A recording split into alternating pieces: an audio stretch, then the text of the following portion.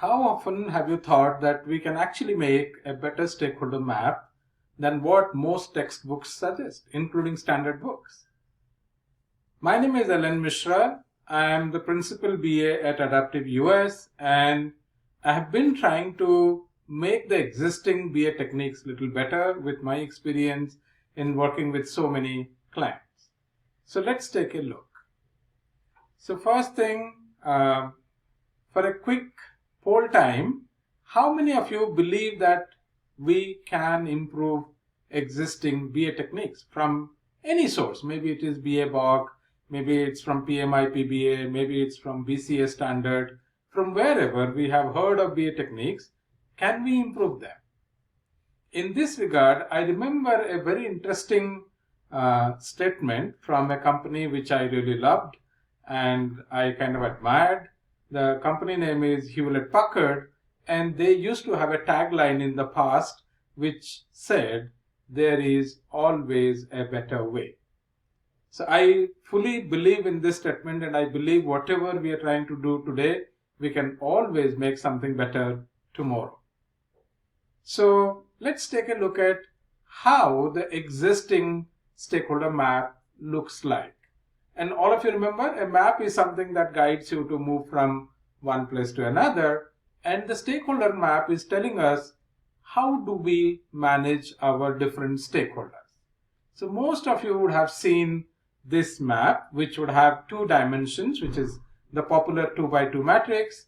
One side you have influence on the y-axis, and on the x-axis you have impact. And obviously, there are stakeholders who have high impact and high influence, and naturally they become your number one category stakeholders, because these are the stakeholders who have a lot of influence, and at the same time they are also impacted significantly because of the change that we are trying to make. Then the remaining three quadrants, you can give them 2, 3, 4 number, and typically the one which is low will go 4, because it's very natural, because this group of stakeholders neither have very high influence nor they're impacted significantly. So they are not going to be an important group. I have rated the second option, like even if the impact is low, those stakeholders who have high influence, I have put them as 2, because these are people obviously we need to engage a little bit more. And of course, I could have given 2 to both the quadrants, that is fair. But just for an ordering perspective, I made it as 1, 2, 3, 4. Now, the problem with this particular stakeholder map is we are grouping two very different type of stakeholders into one category. And let me explain what I mean by that. So let's move to the next, or a rather little better stakeholder map. And if you observe what we have done, the quadrant 1, we have divided it into 2 segments. One, stakeholders or group of stakeholders who are negatively inclined towards the change, and one who are positively inclined for the change. So it's very natural for you to now recognize that in fact there can be stakeholders who don't like the change, maybe due to any reason. Maybe they don't have a good personal equation with the sponsor. Maybe there is organizational politics. Maybe they are not convinced that's the right thing to do. So many reasons could be there, because of which there could be a set of stakeholders who are negatively inclined about the change. And here I can give you a very personal experience that we encountered as a project team, and I was the change management consultant in this project, where the company initially had given the project to a large consulting firm among the top 4 in the world.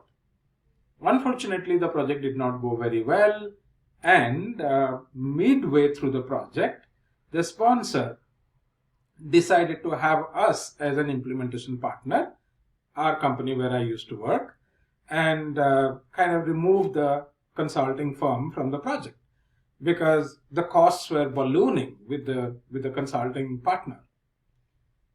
So good, it is probably something that the sponsor really had to do because he had no other go. But many stakeholders simply did not believe that we are a right partner to implement the project. And they started creating a lot of trouble for us. So ultimately, we had to do a lot of backroom maneuvering and all kinds of things to kind of make the sponsor talk to this group of stakeholders and calm down the stuff.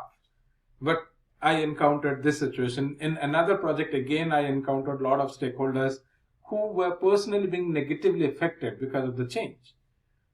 Because it was a government entity and we were trying to privatize it. And obviously, a lot of government officials would never like to become a private employee.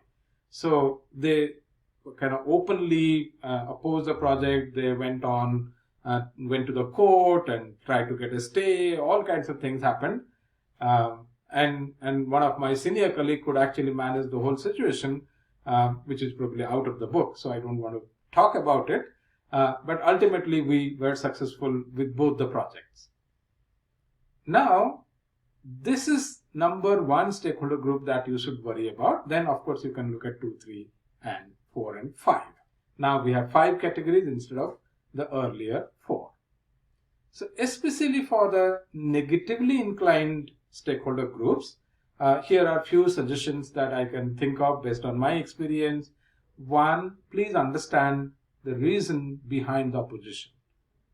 What is that it is affecting? Is it their personal role, their job, their authority, or their lack of confidence? Could be anything which is affecting their opposition.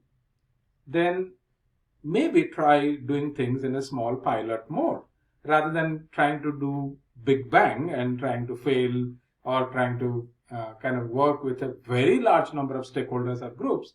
Try to work with a simpler or smaller set of stakeholders and make it a success before you roll it out to the bigger group. Third, always find ways to seek support from the high influence, positive influencers. Because these people already support the project, so if you can get their support, it will be really nice and it will be very valuable for the change. Thank you for watching this short video. Just a little bit about us, my company. We are one of the leading IIBA certification trainings providers in the world. And we actually provide trainings with 100% success guarantee, which is a unique thing in the industry. We are also a leading publisher of BA documents and information. So far, more than 5,000 BAs have undergone our programs, and of which more than 1,200 are now internationally certified. You can learn a bit more about us at www.adaptiveus.com, or you can also write to us at info@adaptiveus.com. Thank you so much.